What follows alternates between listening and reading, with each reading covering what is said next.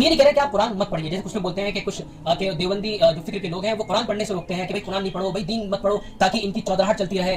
ہم لوگوں کی مطلب جو ہم لوگ مولانا ہے نا, ان کی جو برہمنیت ہے وہ ان کی چلتی رہے, اس لیے یہ لوگ عوام کو قرآن پڑھنے سے روکتے ہیں. اس لیے نہیں روکتے کیونکہ آپ کا ابھی شعور اور آپ کا لیول اس طریقے سے پہنچا ہی نہیں ہے کہ آپ قرآن کی ان آیتوں کو سمجھ سکیں جن کے بارے میں یہ 4-5 اصول کتابوں کے اندر بیان کیے گئے کہ قرآن پہ پوری نظر ہو, اللہ کے نبی کی تمام حدیثوں پہ نظر ہو, صحابہ کے سارے اقوال پہ نظر ہو, تابعین کے سارے اقوال پہ نظر ہو, اور عربی میں اچھی مہارت ہو. یہ اگر کسی کے پاس ہے تو وہ تفسیر کرے, کوئی دقت نہیں ہے.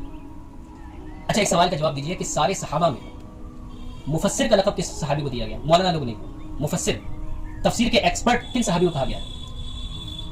کوئی بتائے گا؟ اور وہ بہت کم عمر تھے, بہت ہی زیادہ کم عمر نوجوان صحابی تھے. ایک ہنٹ اور دے دیتا ہوں, جب اللہ کے نبی صلی اللہ علیہ وسلم کا انتقال ہوا تو ان کی عمر محض 13-14 سال کی تھی. ایک ہنٹ اور دے دیتا ہوں کہ جب اللہ کے نبی صلی اللہ علیہ وسلم کوئی مشورہ کرتے تھے تو بڑے بڑے صحابہ بیٹھتے تھے, لیکن ان کے ساتھ میں یہ 13-14 سال کے جو صحابہ تھے نا, یہ بیٹھا کرتے تھے کیونکہ اللہ کے نبی نے ان کو دعا دی تھی کہ تفسیر کی سب سے زیادہ جاننے والے ہیں. کوئی بتائے گا؟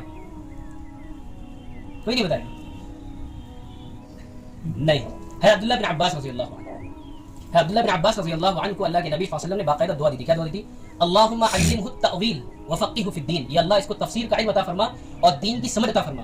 تو ہم لوگ بھی یہ دعا سیکھ لیں, پڑھ لیتے ہیں ایک بار. اللہم علمنا التأویل, اللہم علمنا التأویل وفقہنا فی الدین, کہ اللہ ہمیں تفسیر کا علم عطا فرما اور ہمیں دین کی صحیح سمجھ عطا فرما. اس وقت سب سے بڑا مسئلہ یہ ہے کہ دین کی صحیح سمجھ. آج ہر کوئی کہہ رہا ہے کہ ہمارے حساب سے چلو تو تم کامیاب ہوگے. ہمیں اس لیے ہمیشہ یہ دعا کرنی ہے کہ اللہ دین کی صحیح سمجھ عطا فرما جو ہم کو جنت میں لے جائے. دنیا میں نہیں لڑنا ہمیں کسی سے کہ ہم جیتے ہمارا مسلک اتنا اونچا ہے, ہم اتنے کامیاب نہیں ہیں.